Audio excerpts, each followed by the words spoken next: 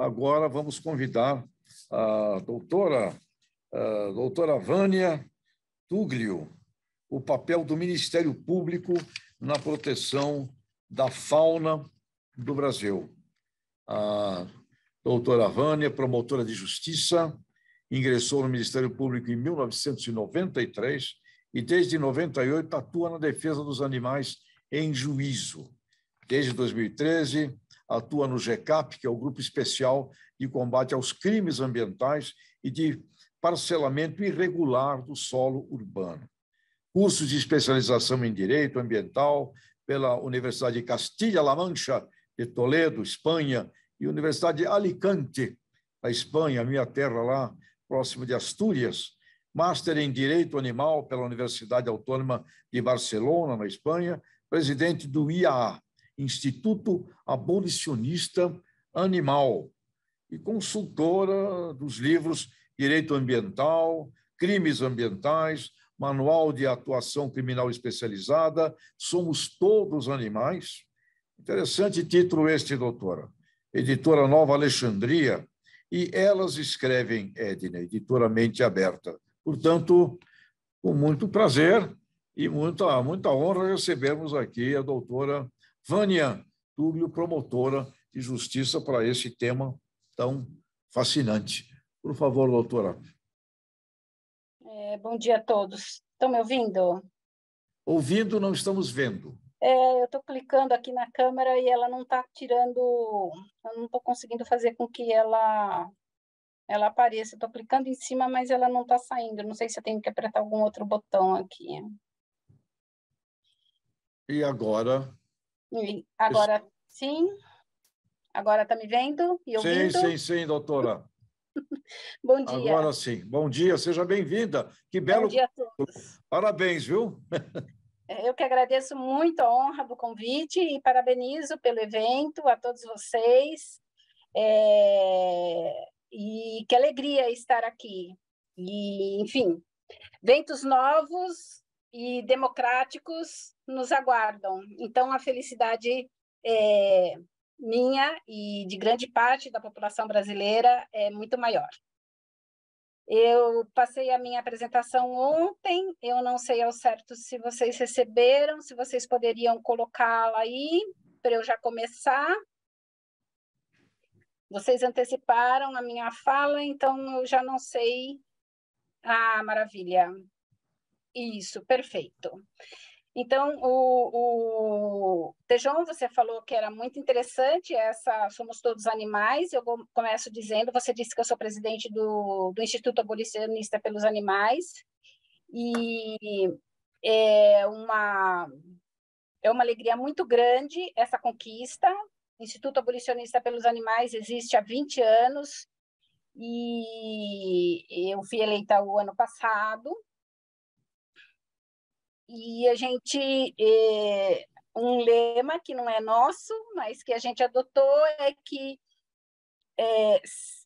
nós buscamos não jaulas e abrigos melhores, mas nós não queremos nem jaulas nem abrigos. Isso é óbvio que é um ideal, né? Muito difícil de ser atingido, mas a ideia do IAA, para mim, sempre foi a de um farol. Então, são professores, é um grupo basicamente de professores, assim, membros da Justiça, membros do Ministério Público, advogados, mas são muitos alunos, são professores, são pesquisadores, e que têm uma produção acadêmica incrível sobre ética, sobre ética no tratamento de animais, e tudo isso ajuda muito.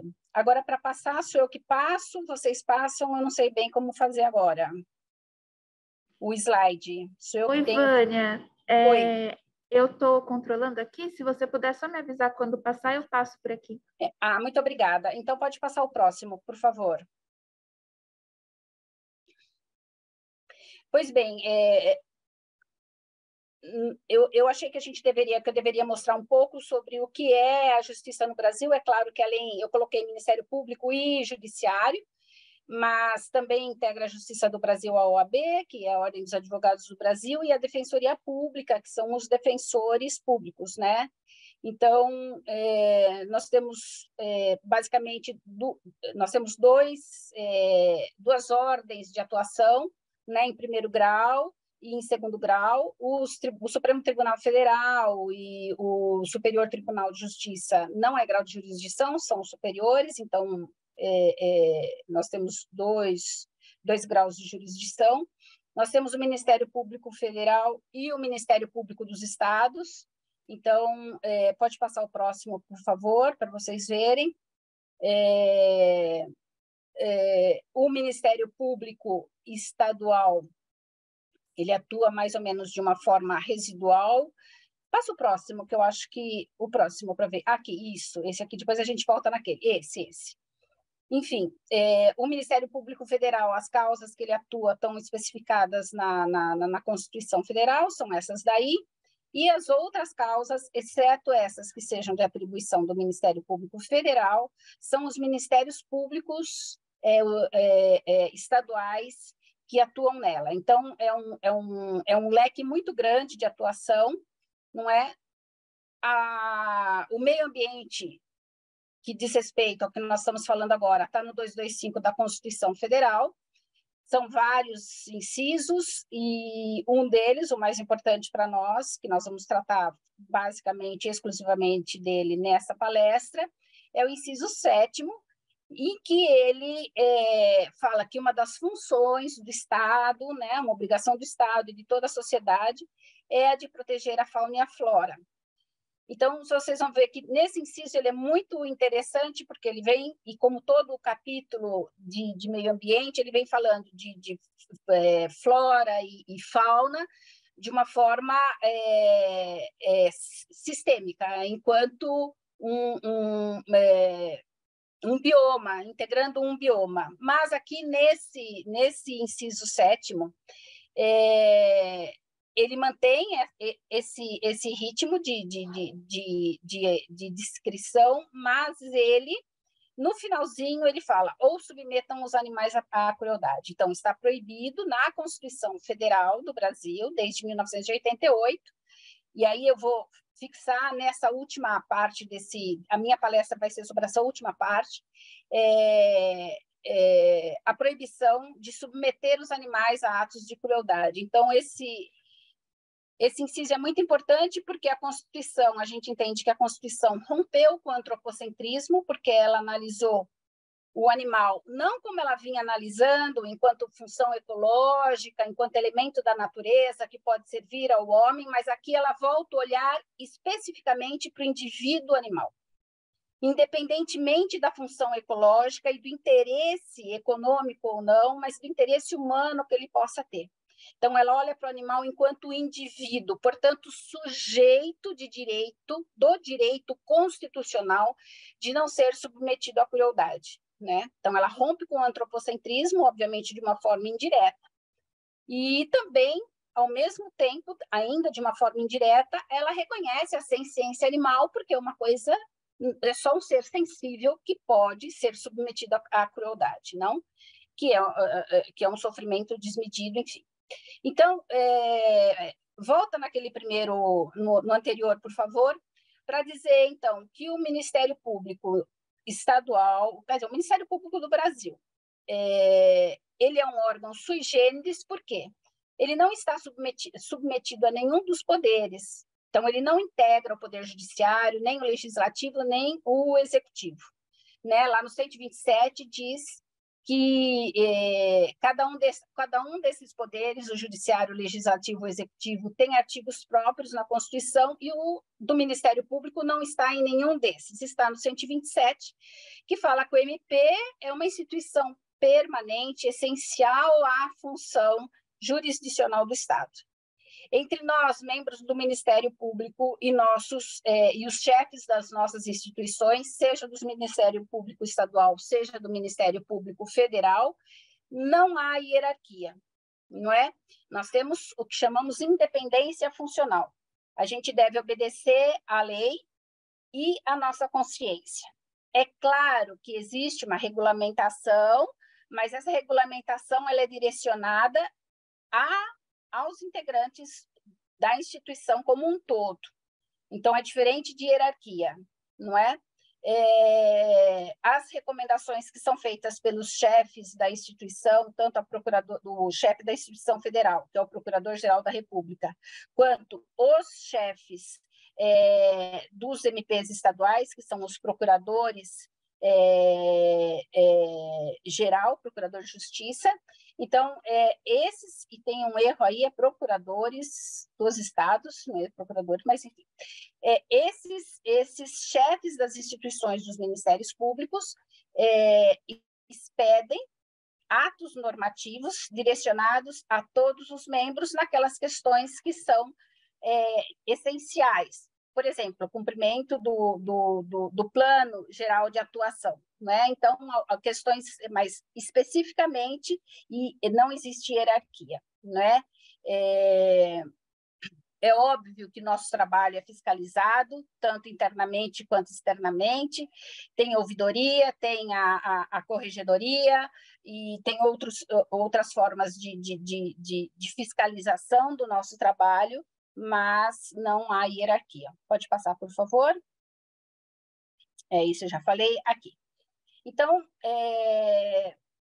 nós temos uma amplitude muito grande de obrigações, de deveres a serem cumpridos. A Constituição abriu um leque muito grande de atuação para o Ministério Público, principalmente estadual, os Ministérios Públicos estaduais, e obviamente que, junto com essas obrigações, com esses deveres, não é, tem os instrumentos para que a gente possa dar cabo a tantas obrigações. Então, nós temos possibilidade de investigações internas, não é?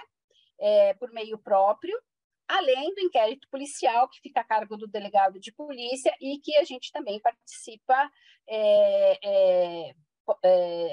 solicitando ou determinando diligências, enfim.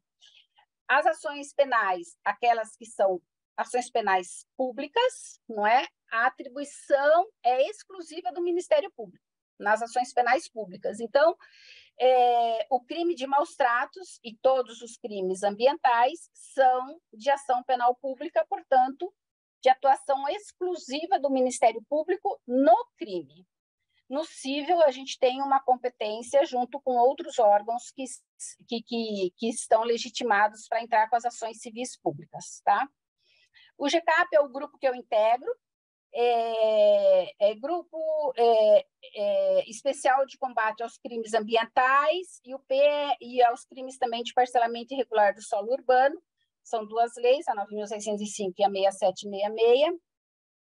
E nós atuamos nas funções jurisdicionais, judiciais e extrajudiciais também. Uma condenação que eu acho que ela é paradigmática e que até agora talvez ela não tenha sido superada é a da Dalvalina da Silva, que abriu um leque para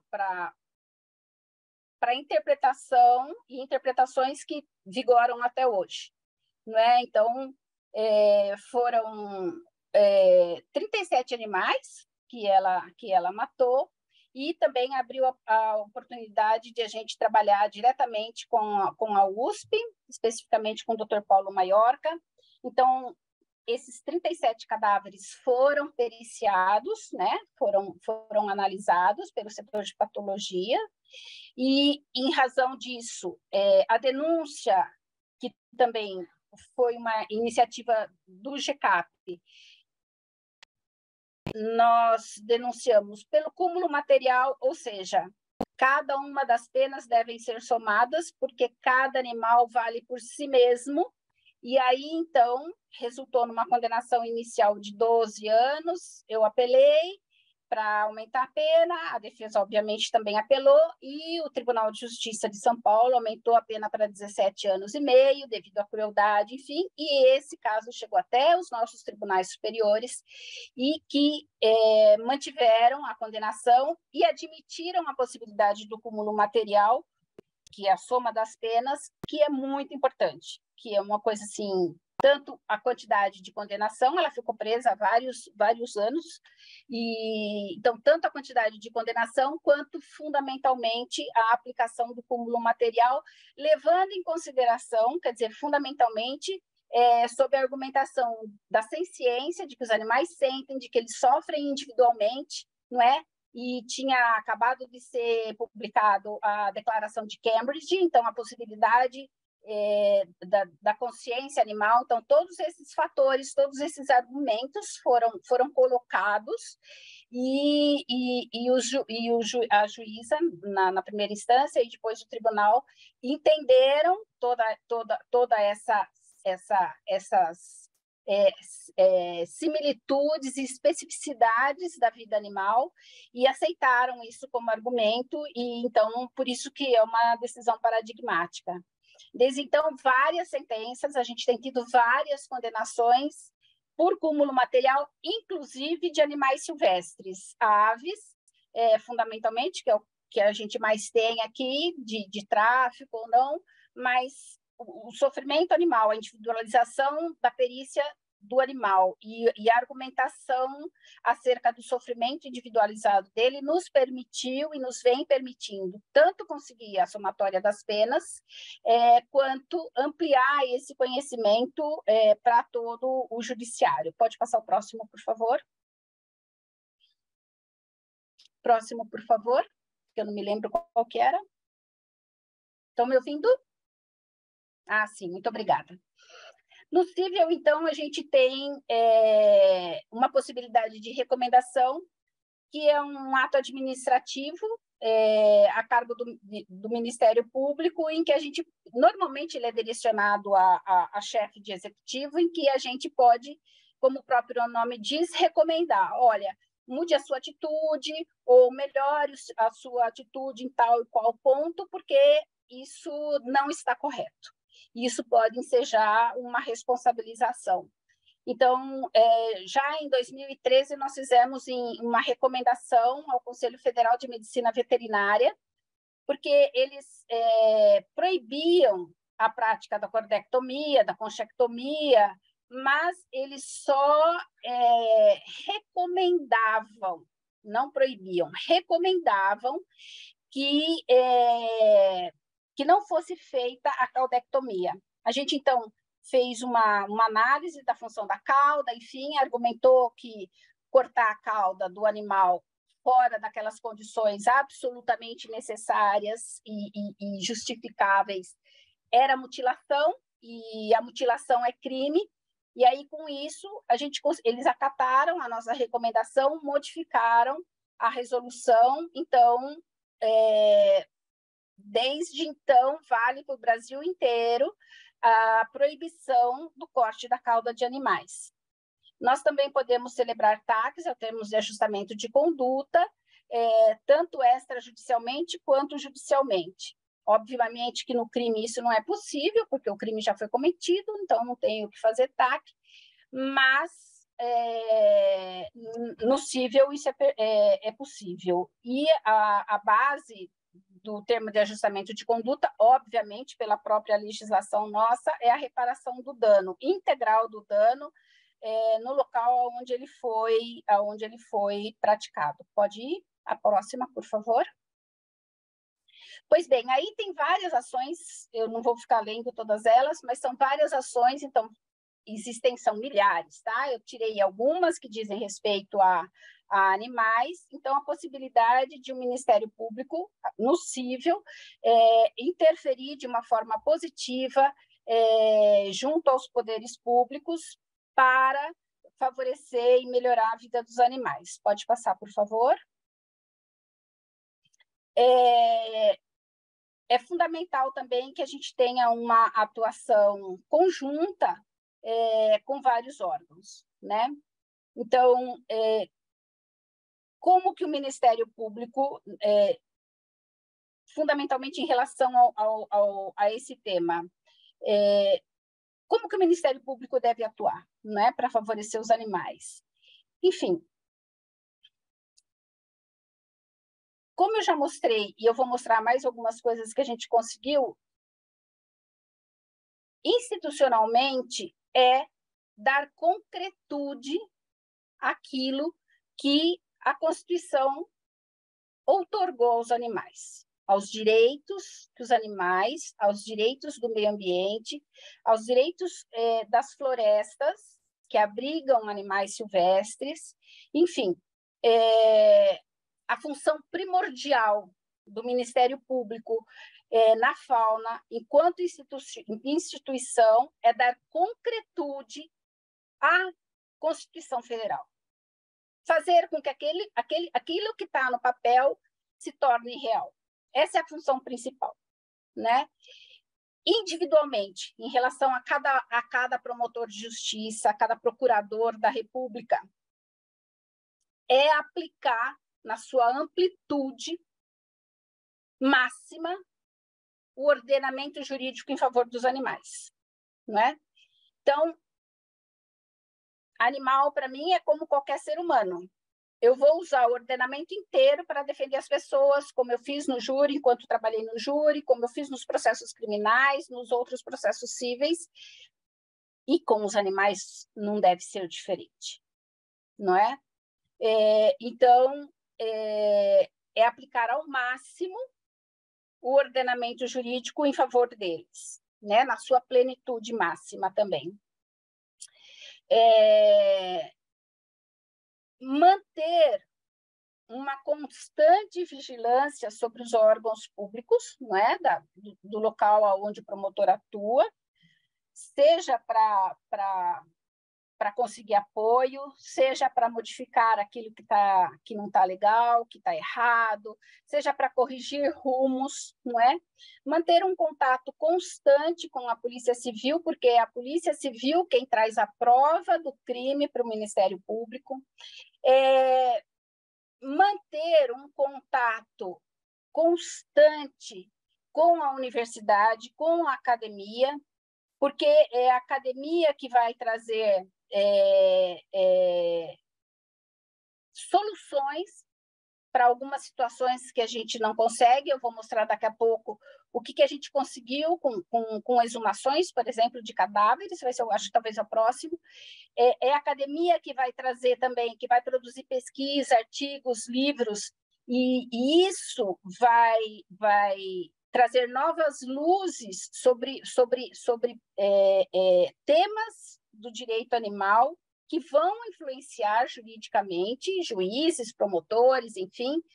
Então, manter um contato constante com as universidades, solicitar pesquisas, isso é fundamental, não é? Manter um contato constante com as ONGs e com os protetores independentes, porque eles têm um papel fundamental, eu acho que no mundo, mas no Brasil, fundamental. Conquistas enormes foram obtidas com a participação da sociedade organizada e dos protetores independentes, e eles exercem uma pressão política muito importante. A gente consegue melhorar a legislação com base nessa pressão política das ONGs e dos protetores independentes. Além disso, esse contato constante também é importante, porque a gente consegue transmitir até onde a gente pode ir, porque eles acham que o direito pode tudo e não pode, até onde a gente pode ir, e aí o que um pode ajudar o outro, né? O que o Ministério Público pode fazer e onde que os protetores independentes e as ONGs também podem fazer. Então, essa troca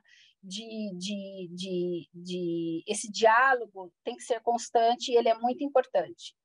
Então, nós temos benefícios, não é? Toda a legislação processual penal tem, nós temos o benefício da transação penal, não é? Nos crimes de menor potencialidade ofensiva, nós temos o benefício da suspensão condicional do processo, em outras circunstâncias também, e nós temos, mais recentemente, o acordo de não persecução penal. Pois bem, em todos esses benefícios processuais penais, quando concedidos, a base fundamental deles, a condição sine qua non para que eles sejam oferecidos, é a reparação do dano. Então, a entidade, seja ela pública ou seja ela privada, que recolheu o animal vítima de maus tratos e que recuperou esse animal, que tratou desse animal e até que ele fosse encaminhado para a adoção responsável,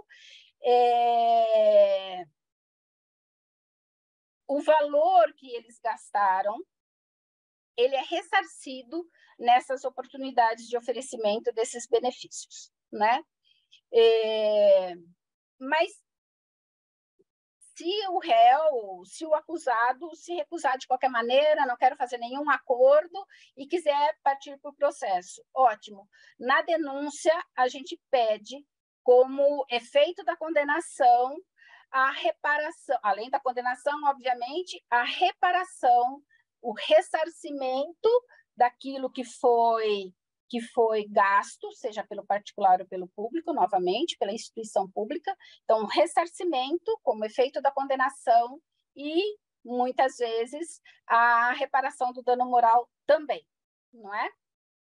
Então, um outro detalhe que eu gostaria de colocar só na ANPP é o acordo de não persecução penal, né? Obviamente que tem uma interpretação de acordo com o direito brasileiro. Me avisem quando estiver terminando o meu tempo. Agora que eu vi você aí, Tejão, eu não sei se quanto eu tenho de tempo aqui, eu esqueci de controlar. Mais 2 minutos, 2 minutos, por favor. Então, tá. Então, nós não oferecemos a proposta se ela não for,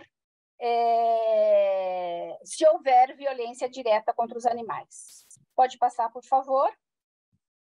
Então, essa exumação de animais, os casos são esses, há vários casos de exumação que nós fizemos. Nós não tínhamos como descobrir, nesse primeiro caso do Bob, nós não tínhamos como descobrir quem era o autor do disparo, era um agente público, quem era esse agente público.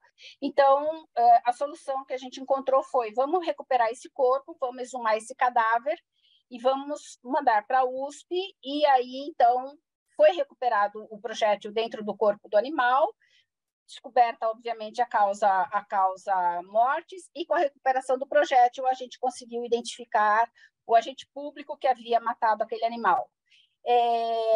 Uma outra situação também, o caso da Bia, ela não tinha lesão aparente, foi enterrada, mas a tutora dela desconfiou, enfim, porque era o namorado que tinha ficado com ela no dia que ela morreu, veio procurar o GCAP, e a gente exumou o cadáver, e mais uma vez a gente conseguiu provar que a causa-morte foi afundamento craniano, então foi uma morte violenta e o sujeito foi processado por isso. Era um crime que ficaria sem reparação. Um outro caso também do Spike, pode ir passando, por favor. Um outro caso também do Spike, aqui é um relatório da necrópsia, um trabalho muito lindo que se faz nessa questão. Pode passar, por favor, eu não vou ter tempo de mostrar. Aqui está o corpo recuperado, da forma que ele veio, pode passar. Aqui é a retirada da Bia, pode passar. A próximo, aí está a Bia, assim que ela foi encaminhada para a necrópsia. O anterior, esse daqui é o Spike, ele foi espancado na frente de crianças, enfim, e aí a descrição das lesões, o desenho esquemático das lesões permitiu que a gente pudesse condenar o sujeito. Próximo, por favor. O trabalho conjuntamente com a Polícia Civil, porque ela é que faz a prova para o processo criminal. Próximo, por favor. Não, pode passar. E a gente tem aqui a gente tem até uma fichinha lá na USP, como aqui está escrito, GCAP, a gente tem uma fichinha lá na USP, a gente integra lá a solicitação deles. Pode passar o próximo, que eu quero falar importante. Desculpa, eu vou passar um minutinho só. Essa lei ela é de 2020, não é? Todas essa exumação é de antes disso, mas a gente vai criando